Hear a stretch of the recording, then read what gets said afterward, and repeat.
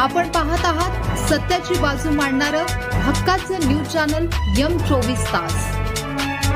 सांगली पोलिसांची मोठी कारवाई। 65 गुन्ह्यातील 2,15,00,000 अंमली पदार्थ जाळून नष्ट।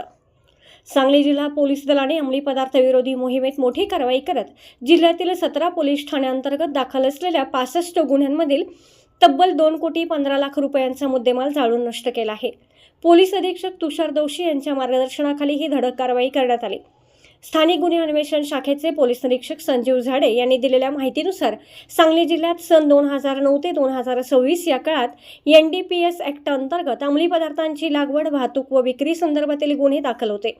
या गुन्ह्यांमध्ये जप्त केलेला 1 टनापेक्षा जास्त गांजा आणि 276 ग्रॅम कोकेन असा एकूण 2,15,00,000चा साठा पोलिसांच्या गोदामात जमा होता। न्यायालय आणि संबंधित केंद्रीय यंत्रणांची रीतसर परवानगी घेतल्यानंतर 9 जुलै 2026 रोजी अंमली पदार्थ मुद्देमाल नाश समितीच्या देखरेखीखाली मिरज MIDC येथील सूर्या सेंटर ट्रीटमेंट फॅसिलिटीच्या आधुनिक बॉयलरमध्ये हा सर्व मुद्देमाल सुरक्षितपणे जाळून नष्ट करण्यात आला। 2 शासकीय पंचांसमक्ष आणि प्रदूषण नियंत्रण मंडळाच्या अधिकाऱ्यांच्या उपस्थितीत ही कायदेशीर व तांत्रिक प्रक्रिया चोख पोलीस बंदोबस्तात पार पडली।